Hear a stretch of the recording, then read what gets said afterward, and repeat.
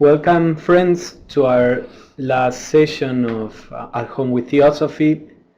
We are exploring the ancient wisdom, and today we are going to explore the two highest planes that are part of the field of human evolution.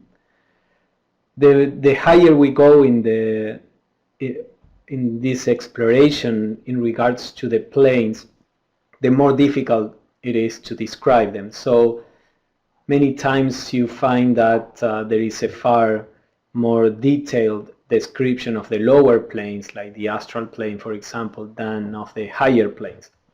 However, the higher planes, as we are going to see, are the source of our true being.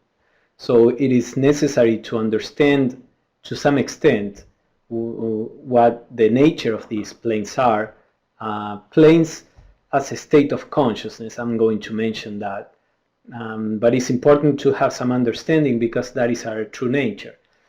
Now, it is obvious that a mere intellectual understanding of our true nature is not the same as experiencing, as knowing in a direct way what we really are.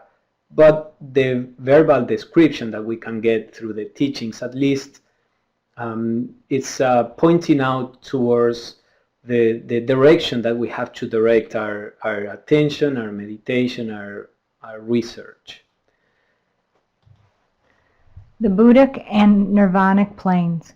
We have seen that man is an intelligent, self-conscious entity, the thinker, clad in bodies belonging to the lower mental, astral, and physical planes. We have now to study the spirit, which is his innermost self, the source whence he proceeds. So in the Theosophical view, when we talk about, as Annie Besant explained in the first chapter, when we talk about man, it comes from the Sanskrit root man, that means the thinker. The word manu is a Sanskrit word that comes from the same root. And in the Theosophical view, the characteristic or the feature that is special to humanity is this ability to think, to reason, to understand. Now, we also saw that thinking as we know it, as this succession of words and images in our mind, is a shadowy reflection of what the real process of grasping, understanding is on the spiritual level. But the idea is that this is like if you talk about a triangle, for example, what makes a triangle be a triangle is that it has these three sides and three angles. And the square is a figure as well as the triangle is a figure, and you have all different kinds of figures, but what makes a triangle is these characteristics that I mentioned. So what makes a human being, this particular entity, is that faculty of thinking, of understanding, of grasping, that is it has its seat on the higher manasic plane. Now, that doesn't mean that this aspect, the manasic aspect, is what a human being really is. Just as the triangle has a more universal nature, which is the quality of being a figure, for example, the human being is a particular expression of something more fundamental. This something more fundamental, which Annie Besant calls the spirit, manifests in the world in different ways, in different kingdoms. So when the spirit manifests as the thinker, that's a human being. If we see on this table, the higher manas is what Annie Besant is talking about. The causal body is its vehicle of consciousness.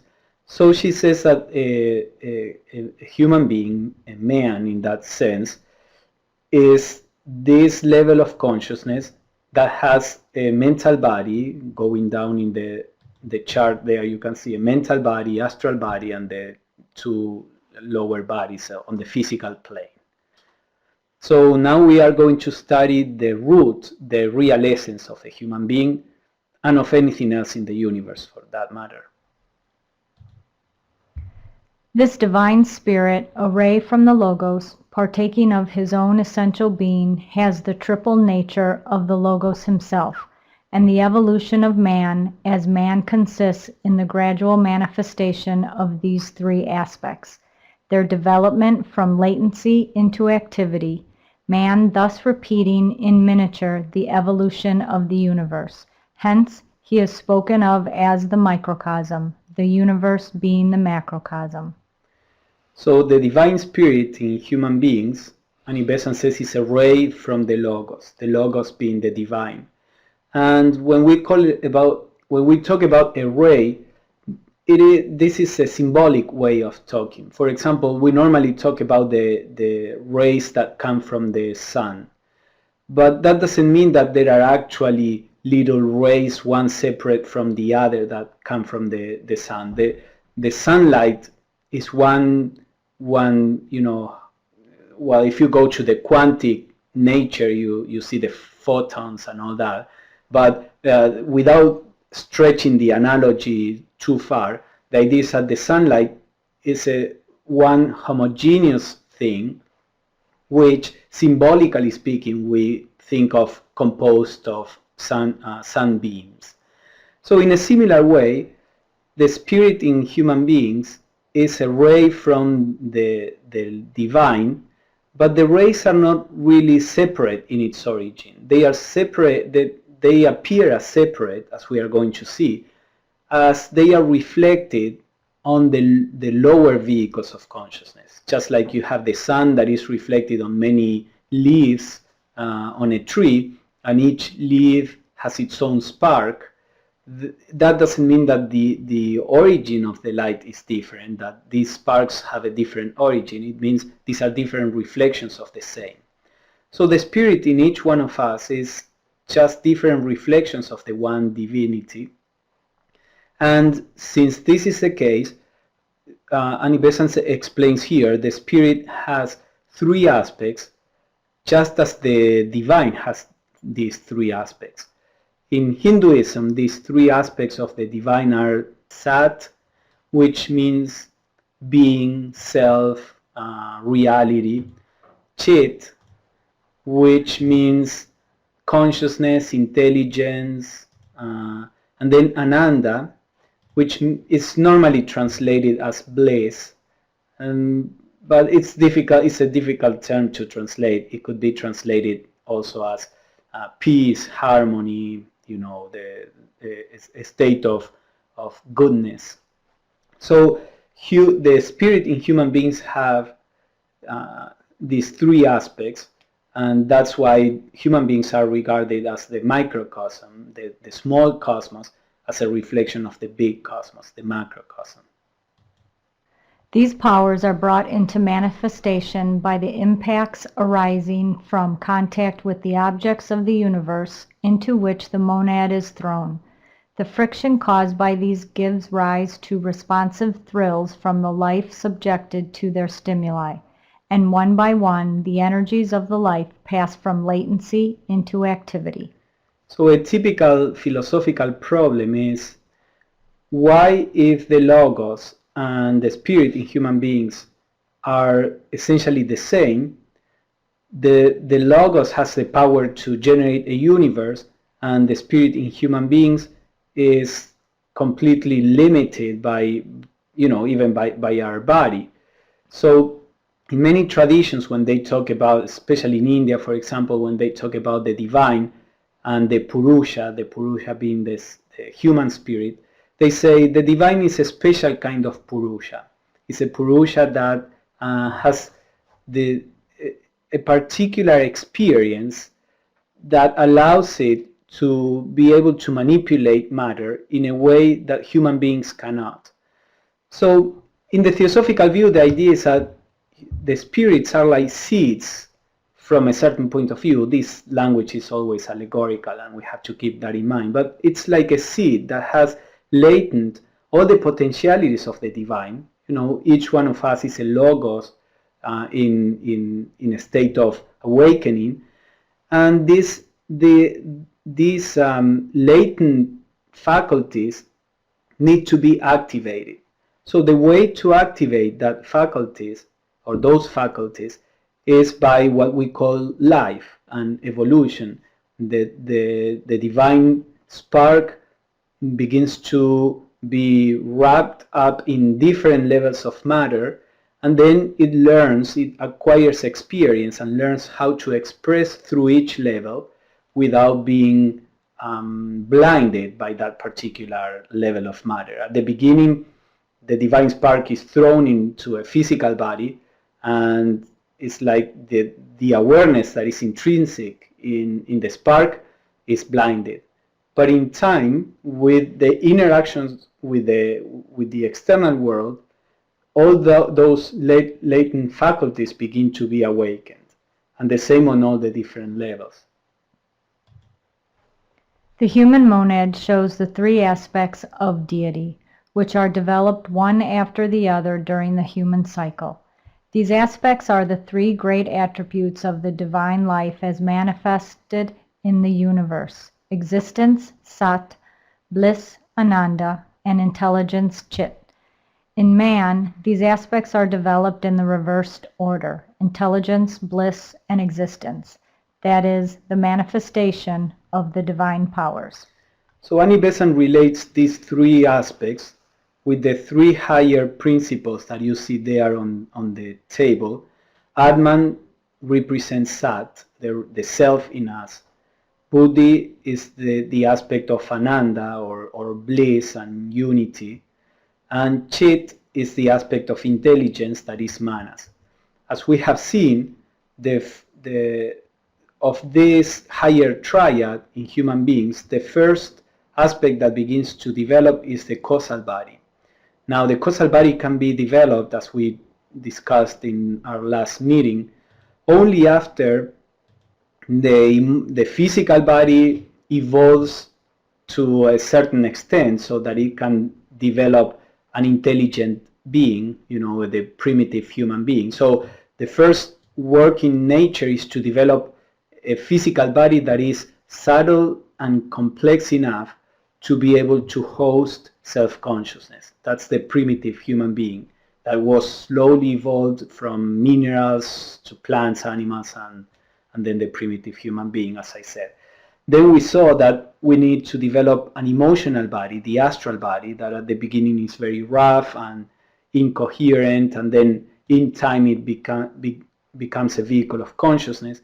Then the mental body has to be developed, as we saw in the previous classes. Now, all that is a preparation so that the causal body begins to evolve. And this is what we discussed in our last meeting. Now, as we are going to see in this meeting, as the causal body begins to develop, and this is the aspect of intelligence, then the Buddhic aspect will begin to flourish.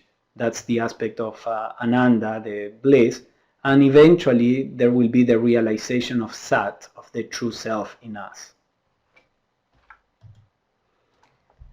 Manas, the thinker, the human soul, is the image of the universal mind, of the third logos, and all his long pilgrimage on the three lower planes is devoted to the evolution of this third aspect, the intellectual side of the divine nature in man. While this is proceeding, we may consider the other divine energies as rather brooding over him, the hidden source of his life, than as actively developing their forces within him. So as we develop the aspect of intelligence, the higher aspects cannot really express through us in their original form. So, of course, all this, Atman, everything we are is just the expression of Atman. Now, Atman, when it expresses itself as this wisdom / bliss, we call it Buddhi. When Atman expresses itself as understanding, intelligence, we call it Manas, etc. So everything is a differentiation from Atman, if you want to look at this from an ontological point of view. However, when all these vehicles, or during the process of evolution by which all these vehicles of consciousness are developed, the essential aspect of Atman and Buddhi, that is Atman as a universal sense of being, of self, and Buddhi as this wisdom, bliss, love also is part of Buddhi, they cannot really manifest in a pure way through the lower vehicles. So Atman manifests as the sense of being this personality separate from the rest, and Buddhi, that love, manifests in me as a selfish kind of love and a selfish desire or the search for pleasure, physical pleasure or personal pleasure. So all these are manifestations of the higher principles, but since they are so different, we give them different names in Theosophy. So we call them karma and different. So what Annie Besant says there is that the pure manifestation of the higher principles is latent. So this Atman and Buddhi, in their pure essence, are like if they were brooding over the intelligent being that is a human being, until all the vehicles of consciousness begin to be sensitive enough to be able to express those pure faculties. The Buddhic plane. The bliss aspect is named in Theosophical terminology Buddhi, a name derived from the Sanskrit word for wisdom. In the Buddhic plane of our universe there is still duality, but there is no separation. Words fail me to convey the idea, for words belong to the lower planes where duality and separation are ever connected. It is a state in which each is himself, and yet in which each feels himself to include all others, to be one with them, inseparate and inseparable. So Buddhi is usually regarded as a plane of unity, although Annie Besant here says there is still duality, and that is true. Both Buddhi and Atman are planes of unity. Unity from the point of view of the experience, and Annie Besant will explain that later. However, at the Buddhic level, there is still a certain kind of duality, though no separation.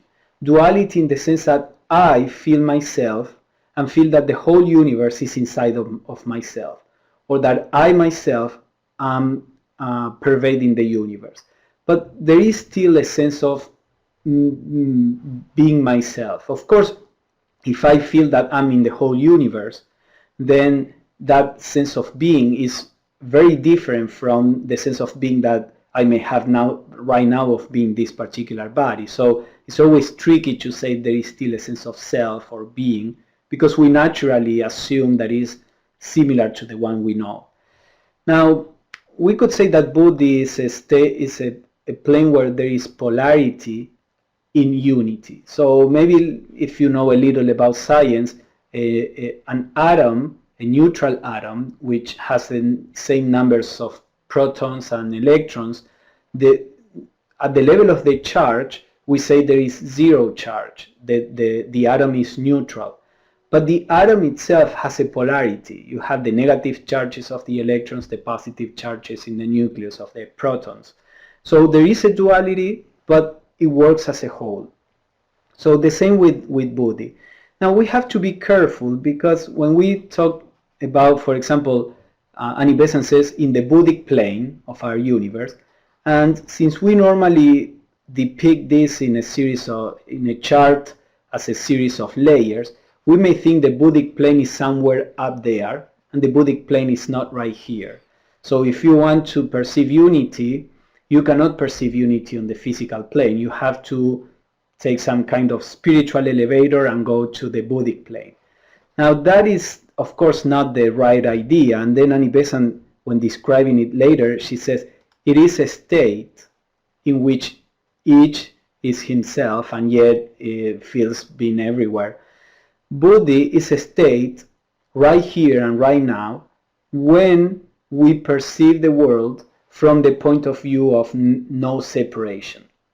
So it's like saying, on the hate level, we just feel separate from everybody, or on the hate plane, and on the love plane, we feel, united with everybody. We call them planes partly because these different states need a different kind of matter to express themselves. But we call them planes not because they are spatially separated. These are all states of consciousness. So we can be right here on the physical world, perceiving from the Buddhic plane, meaning perceiving the unity, or perceiving from any other plane. So let us keep that in mind and not think that in order to perceive the unity, we have to go somewhere else. It is a faint echo from this plane which makes men seek happiness by union between themselves and the object of their desire, no matter what the object may be. Perfect isolation is perfect misery, to be stripped naked of everything, to be hanging in the void of space in utter solitude, nothing anywhere save the lone individual, shut out from all, shut into the separated self. So she says our constant need to acquire things, to embrace, to even the process of eating and assimilating, the desire for all these things is a reflection of our longing for unity. When that manifests through an identification with this part, then to me unity will mean to accumulate everything for this little part. But the original sense is a sense of being united to, and that comes from Buddhi. And she says that the worst experience that consciousness can feel is this utter isolation and separation. And we see that that's actually a form of torture, on the physical plane, to isolate people. But she's referring here even to the idea of, in Christianity, many times hell is described as being separated from God. And the idea in Theosophy of Avicii, which has some similarities to the idea of hell, except for the fact that Avicii or any other state is temporary. Avicii is this state in which the divine spark is isolated from the life of the Logos, and it is said that that is the worst experience that anybody can experience, because unities are true nature, and this is just the opposite of what we really are.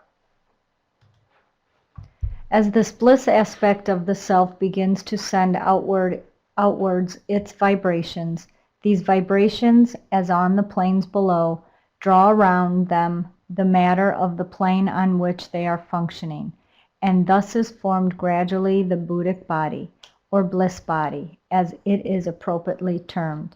The only way in which the man can contribute to the building of this glorious form is by cultivating pure, unselfish, all-embracing, beneficent love, love that is neither partial nor seeks any return for its outflowing.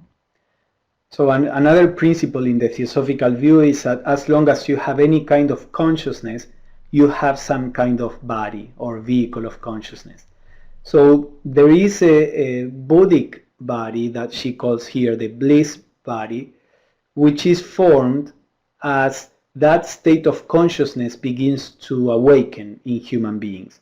And of course, perceiving through this particular body, we don't feel separated from others or from anything around. It indicates that this body is absolutely subtle. And in later writings, Annie Besant many times would say, we cannot even really call it a body. It's something far subtler. But anyway, the idea is that there is some kind of organization of matter that is needed to hold this kind of consciousness. And as she says, the only way that this organization of the vehicle of consciousness can be stimulated is by cultivating this completely pure love. If you see, for example, the description of love that St. Paul offers in one of his letters in Corinthians, I think, that is the kind of love that is a Buddhic love. The kind of love that we many times feel have Buddhic aspects or a Buddhic nature there, but then all the other aspects may begin to interfere, and we associate to that a sense of possession, a sense of jealousy, a need to be retributed. So that makes that love not really Buddhic. And now again, what we call love, normally we associated the feeling of love with the desire, to possess, to grab, to embrace. And the Buddhic love, although there is a longing, a kind of longing for union, it's of a completely different nature. I don't think we necessarily have to relate it to an emotion. The giving oneself for the benefit of others, be it the person that is next to us at the moment or the whole humanity, it doesn't matter. The offering of oneself without seeking anything in return, that is part of the Buddhic love. Wherever man pours out love on all who need it, making no difference, seeking no return, from pure spontaneous joy in the outpouring, there that man is developing the bliss aspect of the deity within him, and is preparing that body of beauty and joy ineffable into which the thinker will rise, casting away the limits of separateness to find himself and yet one with all that lives. So again, at this level, we still retain an awareness of ourselves, and yet we feel that we are one with everything. And this is one of something that is normally, or it is emphasized in some traditions, but again, many times the devotional traditions, for example, they try to emphasize this kind of love. But then our personality, most of the times, turns this kind of love that seeks nothing into a kind of commercial love. So you love the deity as long as the deity is giving you what you want, or you ask the deity for things, or the guru, or whoever it is. So it is important to realize that this love has no element in it of gaining, not even gaining the recognition of the guru or the deity. It is a love that just wants to give. And that's what develops the Buddhic aspect. The Nirvonic Plane. The fifth is the plane of the highest human aspect of the God within us, and this aspect is named by Theosophists Atma, or the Self. It is the plane of pure existence, of divine powers in their fullest manifestation in our fivefold universe. What lies beyond on the sixth and seventh planes is hidden by the unimaginable light of God. Remember that I think I mentioned at the beginning that there are 7 planes. Now the 2 higher planes, which Annie Besant calls here the 6th and the 7th, those are planes that are belong to the realm of the divine. The highest experience that a human being can have is the experience of the Atmic plane. Once one becomes self-aware on that level, on that plane, and again, don't think of up there, but what we mean, once we become aware of the Atmic reality in everything, then the human evolution is finished, and a new cycle of evolution in a higher form, we could say as a god or an angel or whatever you want to call it, begins, and then the 2 higher planes are the field of evolution that come next. So basically, Annie Besant says here, this Atmic reality is the highest that we can ever experience as a human being, and this is what Buddhists, and also in Hinduism, but it's not so common in Hinduism, what these two traditions call Nirvana. Nirvana, at least according to the Theosophical interpretation, is when we realize the atmic reality, the atmic nature of everything. When you are aware of that, then that is Nirvana. This Atmic or Nirvanic consciousness is attained by those lofty ones who have already completed the cycle of human evolution and who are called masters. They have solved in themselves the problem of uniting the essence of individuality with non-separateness and live immortal intelligences, perfect in wisdom, in bliss, in power. So again, everything that is expressing itself is a form of Atman. The very awareness that is in us is a form of Atman. The problem is that we perceive this Atman in an illusory way. We perceive things outside of ourselves. We identify ourselves with a fragment of what we really are. So it's not that Atman is out there far removed, but its true essence, or we are blinded to its true essence because of this illusion, because we still don't have enough experience so that we are not fooled by forms. For example, if you have gold and you generate different necklaces and earrings and all different kind of jewelry out of gold, you may be like blinded by all the different forms and not perceive that they are just gold. But with experience, you can perceive that the forms are just passing phenomena, and that the essence is this gold.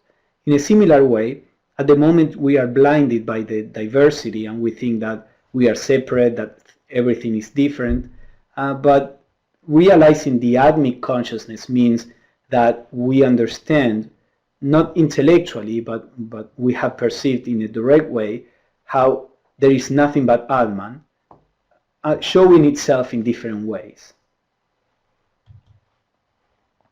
When the human monad comes forth from the Logos, it is as though from the luminous ocean of Atma, a tiny thread of life was separated off from the rest by a film of Buddhic matter, and from this hung a spark which becomes enclosed in an egg-like casing of matter belonging to the formless levels of the mental plane. So now, from the point of view of form, Annie Besant describes, again, like in a metaphorical way, how we can conceive this higher triad of a human being, Atma, Buddhi, and Manas.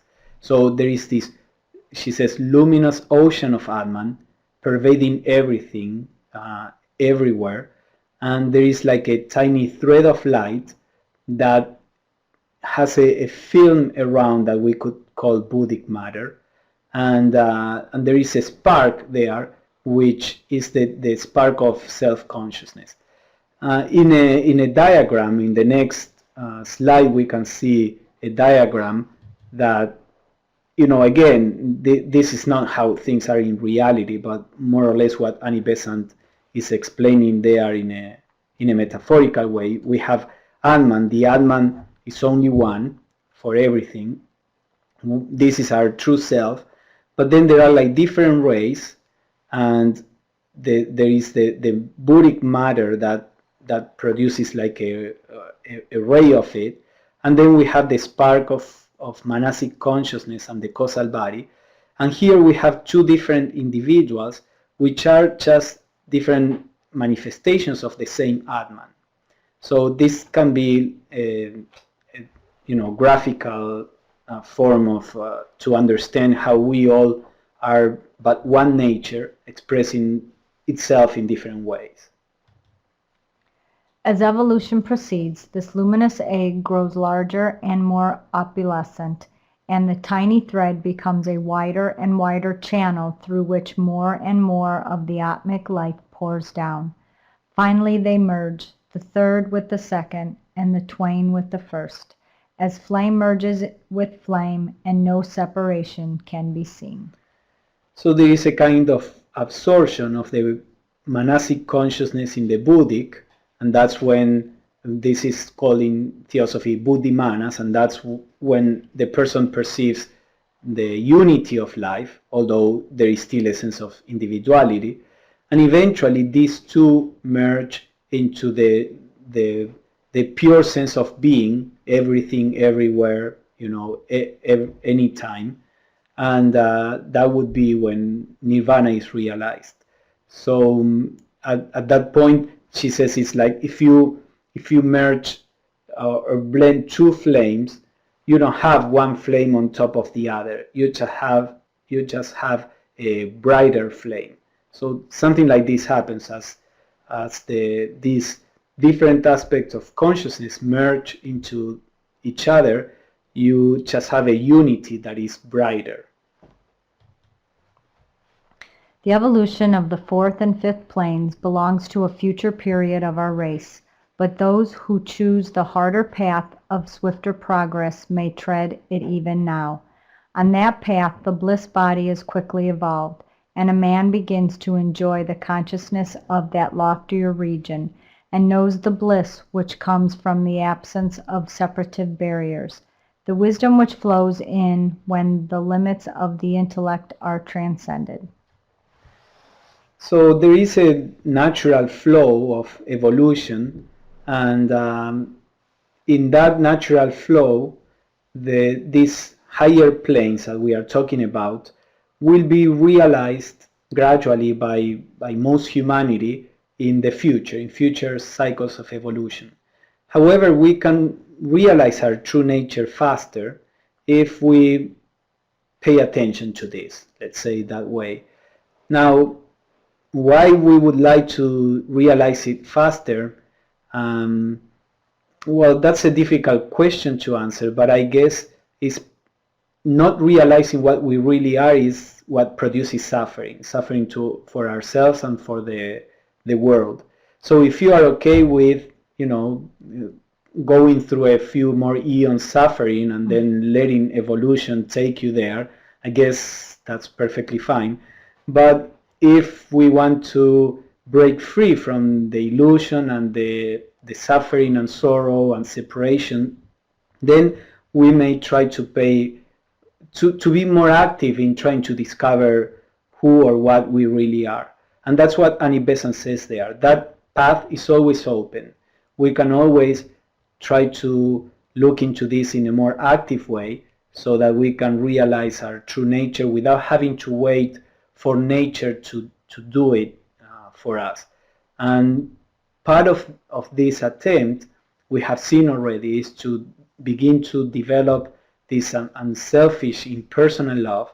And also this implies a transcendence of the limits of the intellect, as Annie Besant says. So there is an effort, if we want to put it that way, in going beyond a mental or intellectual understanding of the world that is always based on ideas, memory, experience, and also that would be the transcending the mind, but also we need to transcend the human heart in the sense of the personal, the self-centered emotion, to give room to a wider impersonal emotion, which is this true love. Then the wheel of reincarnation that binds the soul in the lower worlds is escaped, and comes the first foretaste of the liberty which is found perfected on the Nirvonic plane. So the idea here is that as we walk in that direction, we begin to perceive, as she says there, the sense of non-separation and the bliss or harmony or peace that comes associated with that. That would be the Buddhic plane, the Buddhic perception, and then eventually the Atmic perception or Nirvanic perception can be realized. Now, before we go to the next paragraph so that we understand the background, the word Nirvana, which is a Sanskrit word, literally means to something that is blown out, especially like the flame of a candle. So Nirvana is many times interpreted as being a state in which the individual consciousness has been blown out. And just as the candle loses the flame, the human being loses individual consciousness forever. So many times this is interpreted in the sense of annihilation. Nirvana is the annihilation of anything that we know as a being, anything conditioned. Now, since the very beginning, the Theosophical literature is saying that that is a misinterpretation of what Nirvana is and even what the Buddha said. And today you can find some scholars that agree with that, and some other scholars still interpret Nirvana as in the sense of annihilation. Ed has a question, or raised his hand. Go ahead, Ed. Yeah, recently I read that in the time of Buddha, they represented sort of the three passions of greed and lust and as fires, and that Nirvana was essentially blowing out those three detrimental passions. So that's a different interpretation. We don't think of those as flames, and so we don't get the metaphor of Nirvana basically losing, your fear and your greed and your lust, and that's all Nirvana is. Yeah, that's interesting. In the Theosophical view too, when talking about manas, there is a description like the 49 fires, and how manas, can illumine or share a sense of individuality with Buddhi, and by that it makes Buddhi also like brilliant or fiery. So we could interpret that blowing out in that sense too, from the Theosophical perspective. Now, yeah, the concept of what Nirvana is in Buddhism is very complex and very interesting. As I say, in the Theosophical view, is never related to annihilation in an absolute sense. From a certain point of view, it is the annihilation of everything that you know right now, because what we know are the shadows. So when you see the sun, all shadows are dissipated. That doesn't mean that everything is dissipated, that there is nothing left. And that's how Nirvana sometimes has been interpreted, that everything is annihilated. So there is an annihilation, there is a dissipation of everything that is not true, and whatever is left, it's unknown in the more radical sense, because it's a state that we simply don't know. So go ahead, Ed. Yeah, what do you want to add? Yeah, the other thing I read is that Buddhism sort of took the Hindu idea of flames. In the Hindu idea, the flames are essentially the flames of creation, and it's a good thing. I mean, it's like the flame of Agni or things like that. And he sort of put it on its head as a way to get people's attention, and says, well, I'm talking about the flames that are negative, and that the goal is to get rid of these negative flames. Yes, actually, that reminds me of the mystics. For example, in the mystics would say we have to leave the world of creation and go to the creator himself, in the Christian mysticism, for example. And that always got them into problems, because in Christianity essentially is dualistic.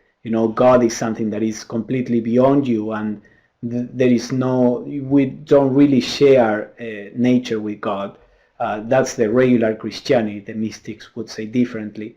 But in the same way, we could say the fires that generate creation, we have to go beyond them. And Atman is actually a homogeneous plane that is beyond the differentiation. So in that sense, also it could be interpreted, you blow out the fire of the manifestation because you go to the root of manifestation. So let's see how Annie Besant describes this. The Nirvanic consciousness is the antithesis of annihilation. It is existence raised to a vividness and intensity inconceivable to those who know only the life of the senses and the mind. So that's how she describes it, and she says it is real existence, but those words mean nothing to us because we only know as existence whatever we know about it. But she says only when you experience it, then you can understand how pale our experience is, outside of the nirvanic consciousness. In Nirvana dwell the mighty beings who accomplished their own human evolution in past universes, and who came forth with the Logos when he manifested himself to bring this universe into existence. They are his ministers in the administration of the worlds, the perfect agents of his will. Yeah, so again, there are beings that they are constantly in this state of consciousness. The state of consciousness of Atma is beyond any form, any body. So you could say that it's a formless, non-material state of unity. And at that level, we have the root of the forces that from which manifestation comes. The lords of all the hierarchies of the gods and lower ministrants that we have seen working on the lower planes have here their abiding place, for Nirvana is the heart of the universe, whence all its life currents proceed. Hence the great breath comes forth, the life of all, and thither it is indrawn when the universe has reached its term. There is the beatific vision for which mystics long. There is the unveiled glory, the supreme goal. So Atman is the Atmic plane is the source of everything, and the root of any being or entity you see in the universe is there on the Atmic plane, at least when we talk about the manifested aspect of it. And that is the supreme goal, as she says, the vision of the mystic when they say God and I were one. They are talking about the Atmic experience. Universal Brotherhood. The brotherhood of humanity, nay, the brotherhood of all things, has its sure foundation on the spiritual planes, the Atmic and Buddhic. For here alone is unity, and here alone perfect sympathy is found. We have not to make brotherhood, it exists. We have to attune our lives into harmony with it. So as we have seen, the unity is the source of everything. So when the Theosophical Society, the first object is to form a nucleus of universal brotherhood, that doesn't mean that we need to force or create a brotherhood, not only of humanity, as she says, but of all things, because that brotherhood already exists. That is the nature of everything. The problem is that the perception of that brotherhood is only on the spiritual planes. Again, don't think that we are talking about going somewhere else to perceive this. We are talking about states of consciousness. So at this moment, if I'm just perceiving myself separate from you, I'm on the manasic plane. I'm perceiving from the manasic point of view, the mental point of view. It is only when we raise our consciousness to the Buddhic or Atmic planes or states that there is no doubt that we are one. And that is the central aim of the Theosophical Society, is to form a nucleus of people that are working in that direction, that are working in the direction of actually perceiving this unity that is behind everything. Of course, this is a huge task, and it's not something that is easily accomplished, but that is our direction, where we are going, or in what direction we are working. The intellect is the separative principle in man that marks off the I from the not I, that is conscious of itself, and sees all else as outside itself and alien. It is spontaneously combative, its very nature being to assert itself as different from others, and here we find the root of separateness, the ever-springing source of divisions among men. From the plane of the intellect downwards, the world presents a scene of conflict, bitter in proportion as the intellect mingles in it.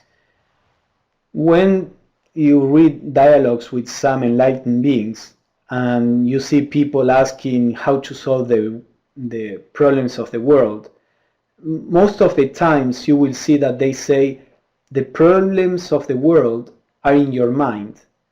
And that has a deep meaning that is hardly ever, perceived when we read these things, because it does not mean that there aren't people, suffering hunger or different kinds of pain and suffering and difficulties. But the problem of the world is that our perception is stuck at the mental level, and the mental level is this level that separates everything, that puts everything in contrast. It is you and me, it is good and bad, it is this duality which is the source of all the problems in the world. So if we want to solve the problems of the world, we have to work in that direction, in the direction of transcending the intellect, both on an individual basis and on a collective plane. Not that you can push anybody to transcend the intellect, but we can try to help each other to walk in that direction, as I said. So the intellect is, or the mind is the source of all the problems in humanity from this point of view. The passion nature is only spontaneously combative when it is stirred by the feeling of desire and finds anything standing between itself and the object of its desires. But it becomes more and more aggressive as the mind inspires its activity, for then it seeks to provide for the gratification of future desires and tries to appropriate more and more from the stores of nature. So this is how the different expressions of the emotions in animals and human beings can produce very different results. Because in animals where the mind is hardly awakening, there may be aggression, but there is an aggression as a result of an actual situation there. Or there may be, hunger only when there is really hunger. Now, when this passional aspect is tied to the mind, then that passional aspect becomes far more dangerous and becomes a problem. It is not a problem in the animal world. When it becomes entangled with the mind, it is a problem, because now we generate a lot of feelings that are intellectualized feelings, like greed, trying to gather for the future, or vengeance, or cruelty. These are all things that appear when the mind extends a particular emotion. Emotions by themselves just react to the immediate situation. The mind has the ability of extending this and therefore producing a lot of problems. But unity is at once felt when the Buddhic plane is reached, as though we stepped from a separate ray, diverging from all other rays into the sun itself, from which radiate all the rays alike. A man who has once consciously attained the Buddhic plane feels the brotherhood that others speak of as an ideal, and pours himself out into anyone who wants assistance, giving mental, moral, astral, physical help exactly as it is needed. So the Buddhic plane is described not only as a plane of unity, as Annie Besant says here, but also a plane of love and a plane of wisdom. When we perceive from a Buddhic point of view, there is a spontaneous knowledge of how to respond to people's needs. the mind doesn't have a direct contact with the world. Everything that comes through the mind comes through a kind of mechanism that is generated by experience and memory, is conditioned by all this.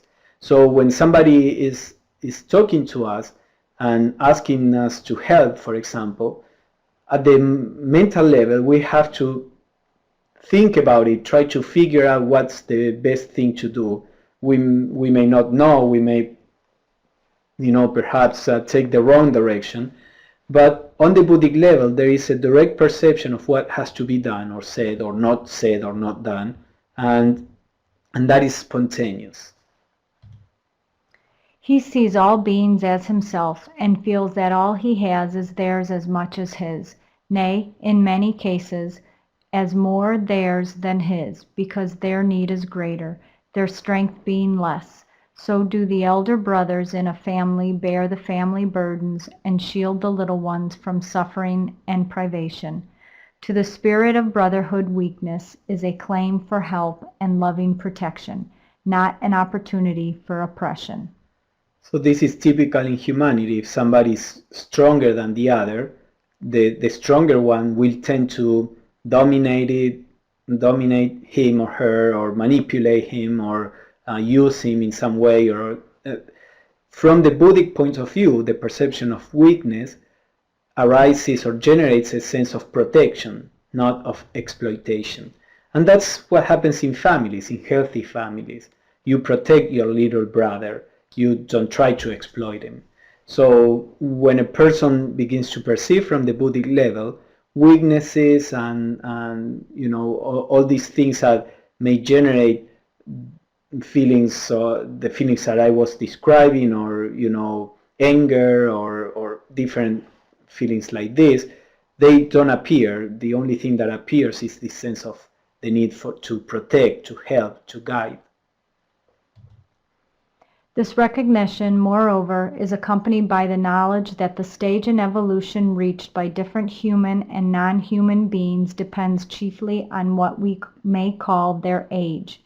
Some began their journey in time very much later than others. Though the powers in each be the same, some have unfolded far more of those powers than others, simply because they have had a longer time for the process than their younger brethren. As well blame and despise the seed because it is not yet a flower, the bud because it is not yet the fruit. So this is also very important to understand, because evolution is not like a race that you say, set, go, and we all start running, and then if I'm more evolved, it's because I'm faster, better than the rest. Evolution is a natural process. The divine sparks begin to grow all at different points and different times, and that a person is more evolved than the other means nothing in truth. It is just a particular stage of growth, as Annie Besant says there. It's not that a rose that is, has not flowered is less evolved or less valuable than a rose that is already in bloom. So this is how the mind normally sees things. If you are this competitive way and you are better than the rest. But in the Theosophical view, there is no foundation for any judgment in that level. Each person is at a particular stage of growth, and there is no moral judgment about it. The very word brotherhood connotes identity of blood and inequality of development, and it therefore represents exactly the link between all creatures in the universe. All that a man would do for his brother of the flesh, dearer to him than himself, is the measure of what he owes to each who shares with him the one life. So that's the idea, that brothers or siblings are all of different ages, and that's what happens in the universe. Every divine spark is on a different age of evolution, so to say. And this is a good way to try to visualize our ideal. If you have a a dear brother or sister that you can normally think younger than you. Many times we gloss over the weaknesses of people we love, and we are understanding with them, and we justify their weaknesses, but we don't do that at all with the neighbor. So the idea is to begin to develop that kind of perception in which we can deal with everybody as if they were our siblings in that sense. And that will lead you to the Buddhic perception, where you begin to realize that they not only are your siblings, but they are just another expression of you, of yourself. The recognition of this brotherhood intellectually and the endeavor to live it practically are so stimulative of the higher nature of man that it was made the one obligatory object of the Theosophical Society, the single article of belief that all who would enter its fellowship must accept. To live it, even to a small extent, cleanses the heart and purifies the vision. To live it perfectly would be to eradicate all stain of separateness, and to let the pure shining of the self irradiate us as a light through flawless glass. So I think these are the final words that we are going to present here. And as Annie Besant used to say, the only thing that a person must agree upon to come to the TS is the idea of brotherhood. That person may not be too willing to do a comparative study or to study the hidden laws of nature and latent powers in human beings, but if the person does not agree with the ideal of brotherhood, then that person cannot be a member of the society. And many times we interpret this idea of brotherhood in a superficial way. The recognition of brotherhood is the awakening of the Buddhic and the Atmic consciousness in ourselves. So it's the essence of the Theosophical path, as well as the many spiritual paths. So this is why we do all this. And if we keep that as the beacon that guides our journey, then we begin to learn how to use anything we do, study, meditation, service, our relationship with other people. We try to deal with all that so that it can help us in the single direction of realizing the unity of all life. In this chapter, there are a few practical hints that can help us, or that we can take in our spiritual life, which are very important. In most spiritual traditions these are mentioned, but if your mind needs some more explanation or foundation why these are important, I think this kind of study helps. So we know that we must love our neighbors as ourselves, and that we hear from all traditions this idea of love and compassion, but many times it is interpreted as a moral injunction, something that we need to do to please God or to please the divine. From this point of view, you can see how this is not a mere moral commandment. It is how we can realize our true nature, which is the true nature of everybody. So these are very practical hints that are not new on the practical level, but that may have a new light thrown on them. Have you talked about more reading on this subject? What books they can look at to read more? Well, there is an interesting book on the lower planes. Leadbeater wrote on these different planes, like the astral plane, that explains at length all the qualities of the astral plane. Then he wrote the Devachanic plane, which talks about the mental plane. Then for the higher planes, there is a book that is called The Monad, and he describes the higher consciousness. They are Atmic and Buddhic. So these three books could be a good something that can complement our study. Blavatsky didn't describe the planes too much in too much detail. She did talk about that. I'm actually writing a book about it, but you see all these teachings spread around her writings. Part of what I'm trying to do is to collect it together. But I would say that those who are interested in this subject could read The Astral Plane, The Devachanic Plane, and The Monad by Leadbeater.